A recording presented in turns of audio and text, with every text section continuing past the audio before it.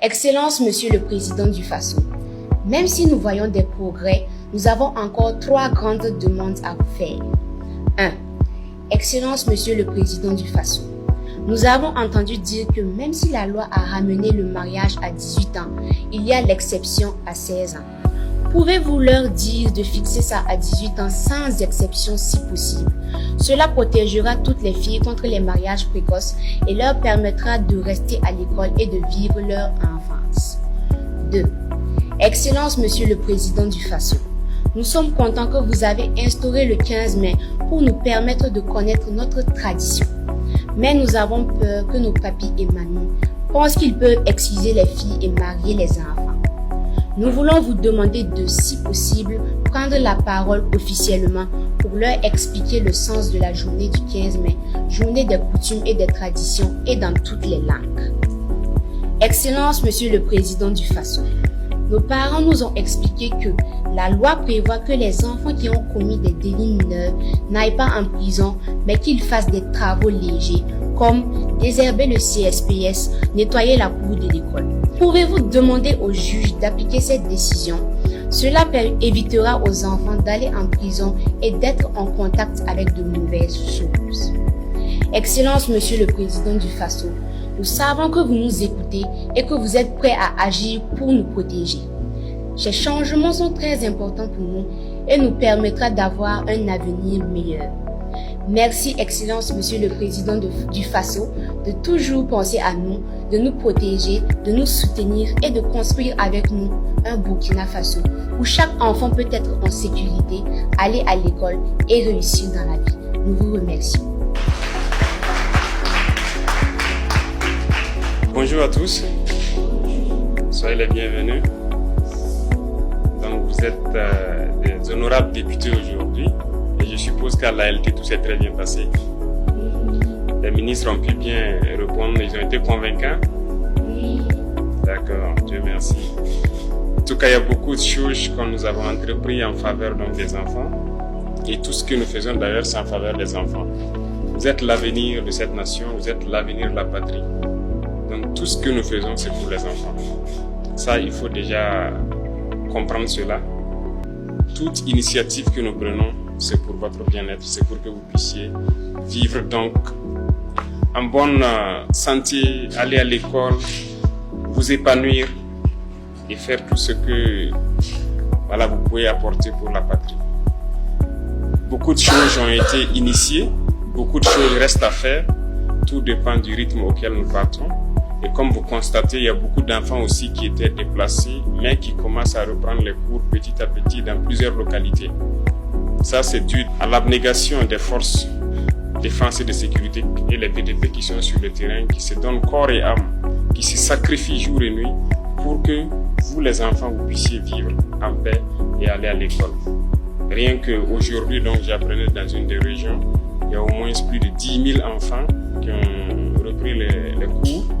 Donc les classes ont été officiellement ouvertes et je pense que ça va en droite ligne avec vos aspirations qui sont que tous les enfants puissent aller à l'école.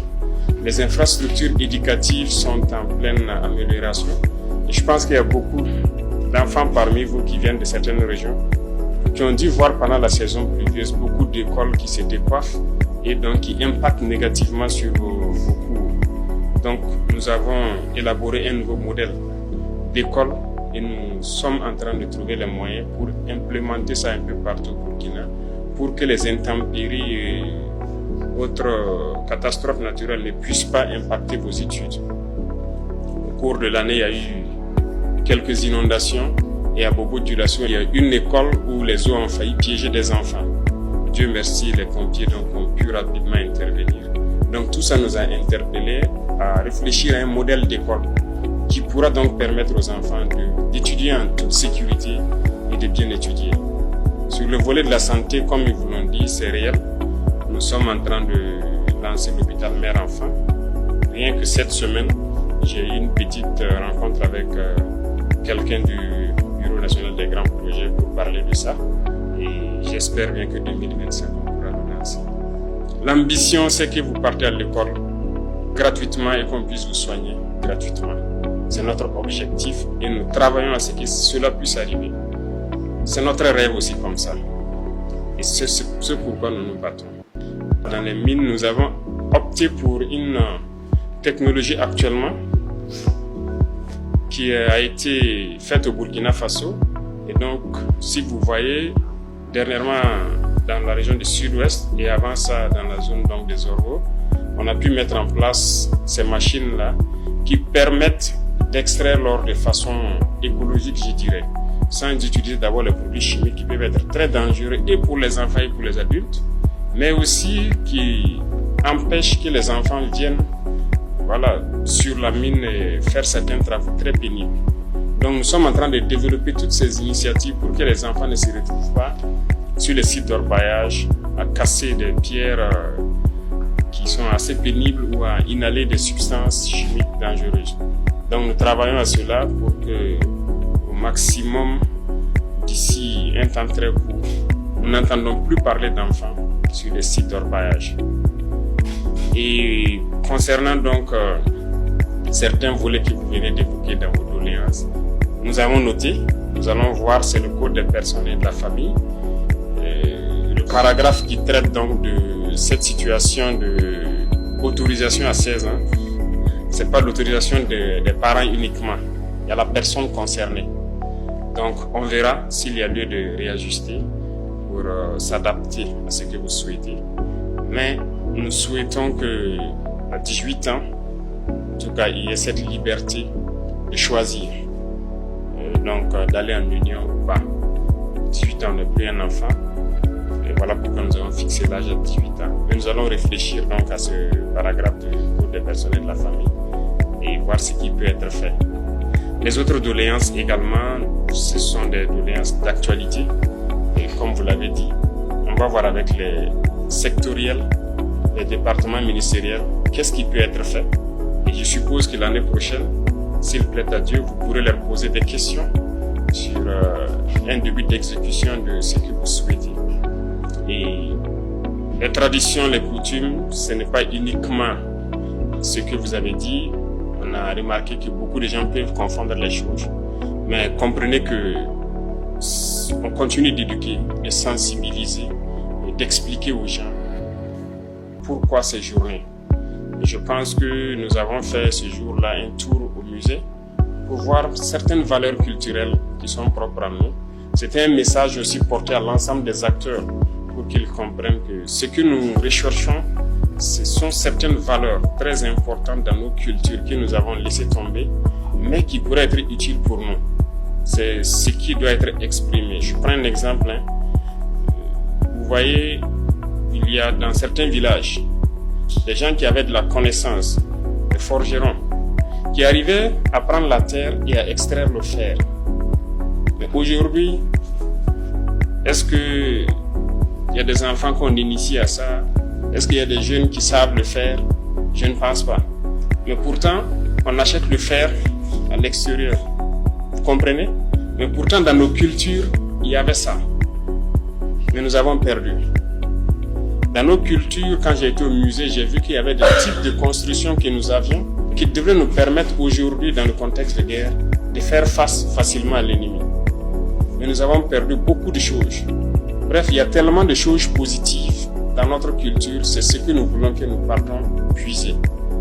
Mais tout est une question de communication. Nous allons continuer à communiquer et à sensibiliser sur les dérives qui peuvent provenir de la mauvaise compréhension du 15 mai et que ça ne parte pas dans le sens de l'excision ou tout autre fait qui puisse être nuisible à qui que ce soit. Ok? Donc, nous pouvons vous assurer que nous travaillons en toute âme et conscience pour que vous soyez de très bons citoyens de demain. Ce pays vous appartient, c'est à vous de le prendre. Nous allons vous inculquer un certain nombre de valeurs et de transmettre ces valeurs à vos enfants. Demain, vous aurez des enfants, vous serez à notre place et vous allez aussi donner tout pour que vos enfants soient dans de meilleures conditions que vous. Quand je vous écoute aujourd'hui, vous êtes meilleurs que nous. On veut que vos enfants puissent être meilleurs que vous. Donc, on est obligé de vous inculquer un certain nombre de valeurs et Aujourd'hui, à l'école, on a introduit un certain nombre de matières. L'éducation civique, que j'ai instruit le ministère de mettre, c'est pour vous former au patriotisme. Voilà, pour que vous repreniez en main votre patrie. Et ça demande un certain nombre de valeurs que vous devez comprendre et mettre en œuvre tous les jours. Il y a l'agriculture, si on peut le dire, qui sera initiée, les petits jardins que vous allez reprendre à l'école pour commencer à faire de manière pratique certaines choses que vous imaginez. Et je sais qu'il y a beaucoup de gens qui aiment ces activités, qui le font peut-être par contrainte, mais si on vous initie, ça pourra permettre à d'autres de se lancer plus tard, quand ils seront grands, et de choisir leur filière d'ailleurs. Donc, même les métiers, un certain nombre de petits métiers seront introduits à l'école pour que ceux qui ont la passion pour la mécanique, l'électricité ou autre, puissent dès un certain âge commencer à toucher du doigt de manière pratique et pouvoir se spécialiser à un moment donné pour être très performant dans la filière qu'il aura choisie. Voilà un peu un certain nombre d'innovations que nous sommes en train d'introduire à l'école, mais nous restons toujours à l'écoute. Peut-être que vous pourrez vous-même réfléchir à quelque chose et faire des apports. Donc vous n'êtes pas que des enfants, ne vous dites pas que vous ne pouvez pas apporter quelque chose. Vous pouvez réfléchir, faire des propositions aussi à vos enseignants, à vos encadreurs. Ils vont nous faire remonter et ça va nous permettre d'améliorer beaucoup de choses. On se comprend?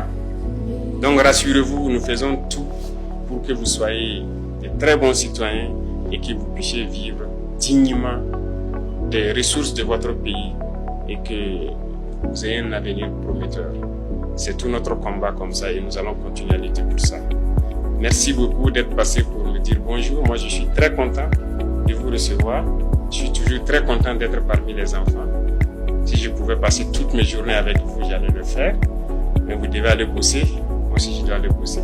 Mais j'espère qu'on se retrouvera très bientôt. Mais on sera toujours fiers de vous recevoir, d'échanger avec vous. Merci beaucoup à tous. Bon courage et bonne année scolaire surtout. Et que chacun ait des résultats qu'il escompte en fin d'année. Merci beaucoup à tous.